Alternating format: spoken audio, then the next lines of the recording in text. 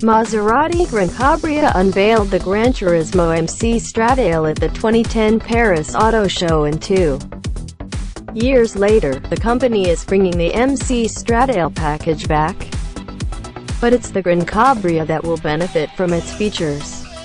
The Maserati Gran Cabria MC is 48 mm longer than the standard Gran Cabria and will adopt a highly sporty and aggressive look.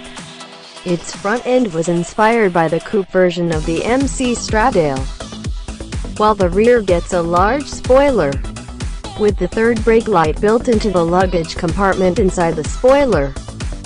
The Maserati Gran Cabria MC Stradale will also utilize the coupe's 4.7-liter V8 engine that delivers a total of 460 HP and a peak torque of 383 pounds-feet at 4,750 revolutions per minute.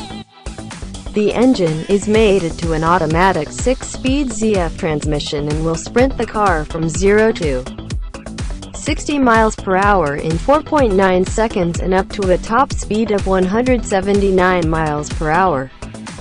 Maserati has unveiled a cool trailer video for their latest Gran Cabria MC.